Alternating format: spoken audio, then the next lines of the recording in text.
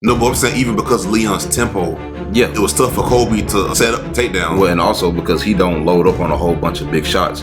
And like I said, using front kicks, leg kicks, mixing it up, different things. You don't know what Leon's gonna do. Okay, we back with another one, a great debate episode. Don't forget to like the video, subscribe, leave a comment. Let us know if you agree or disagree. We definitely appreciate you for tuning in. We want to talk about UFC 296's main event with Leon Edwards and Colby Covington and what that means for the division now. Because we also saw Shavkat Rakhmonov beat Wonder Boy, so that's very interesting as well. But we'll kick it off talking about Leon and Colby.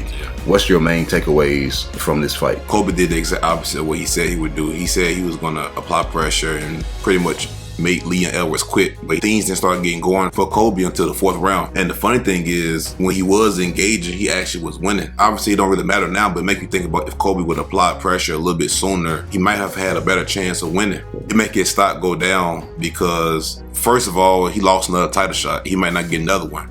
And then he didn't really back up his words. And then if he talk about Leon Edwards' father, you got to go out there and do damage. That's the only way we forgive fighters talking trash, or at least forget about it. Because even with Colby, when he was attacking Brazil after he beat RDA, people forgave him because he won the fight. No, people forgot about it because he won the fight. They ain't forgive. Yeah. When they get brought up, they definitely ain't forgive him. But there are other things you can do, like win fights that will overshadow the antics and some of the things that were said and done to build up the fight. Even Jorge, remember he was talking about Jorge Masvidal's wife and kids. Yeah, I mean. So now he done crossed the line several times and lost his third title fight in a row. It was weird because he did not fight the way he has ever fought before. We've never seen Colby look like that. They say it's ring rust. Is it ring rust or was it just him being scared? But I want to say this, we don't get to blame it on ring rust because he decided to sit out for a year and a half waiting on a title fight and skipping the line. So now we came back door and say, well, the reason why he didn't look good is because he didn't have a fight, a warm-up fight. Well, you were supposed to fight a Bilal.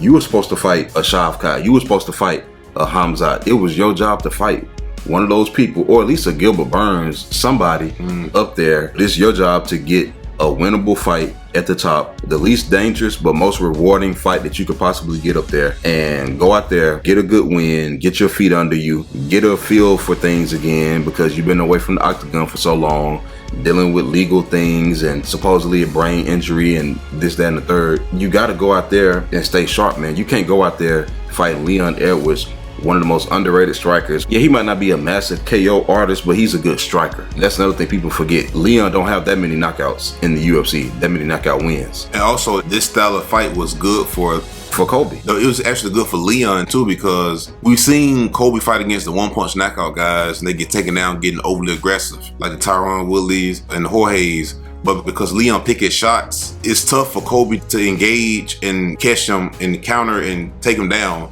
when he gets overly aggressive. You know what I mean? Yeah, he has different tools, like he was using the front kick a lot. No, but I'm saying even because Leon's tempo, it was tough for Colby to set up the takedown. Well, and also because he don't load up on a whole bunch of big shots.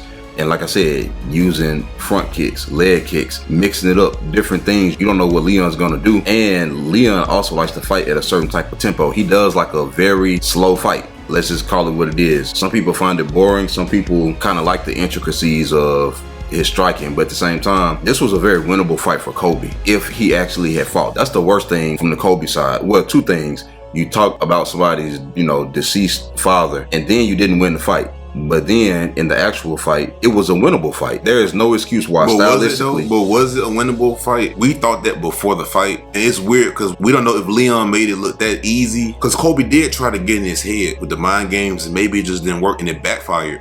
You know what I mean? So we don't know if Leon just made it look that easy or if Colby just froze up in the moment. So it could be either of those things. Somebody else had a performance a while ago and we asked that question and we were asking, did such and such look that good? Or was the other person? I think Aljamain Sterling versus Sean O'Malley. That might have been it. Well, it was like, dang, did this person just look bad in the fight, or was the other person just that good to where, And then I told you this after the fight. I said the way Colby looked, and he was talking to us about Ian Gary's wife.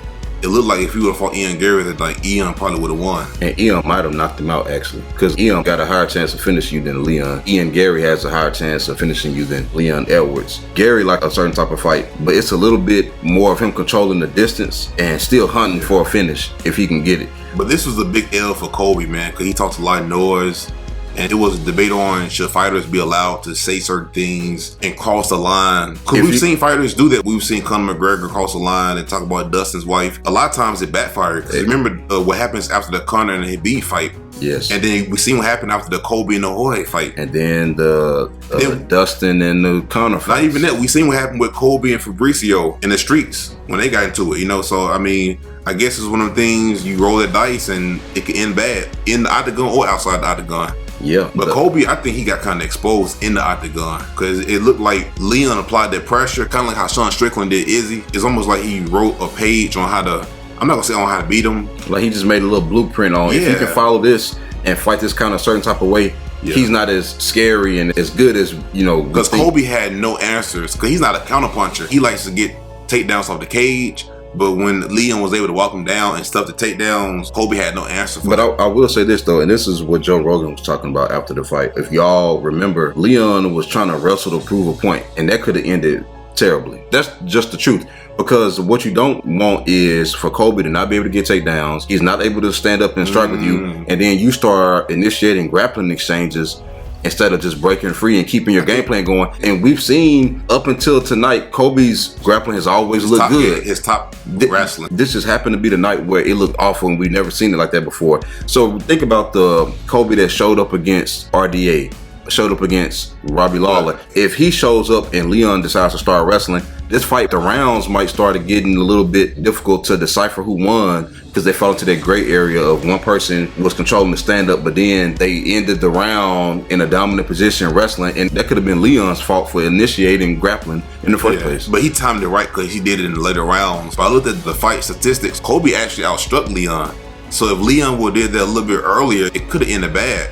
But Leon's a smart guy. He understood that Colby, he's good on top. But even sometimes on top, he just lay there and really have submissions. And he's not like a ground and pound guy. So it's like if Leon does that against Shavkat, if Leon does that against Gilbert Burns, Hamzat, even Bilal, you don't want to play that game. But Bilal ain't got the submissions. He's in that Colby category. But he know how to control the time and get the rounds though. I think Bilal is more relentless with his takedowns. Colby, it helps him because you never know when he's going to go for the takedowns. He's standing with you more now. You know, that's how he's able to win a lot of these fights. The thing is, sometimes it's like he'd be scared to shoot. But Bilal is like Colby, but he's a little bit more aggressive with it. It's like he's not scared to get knocked out.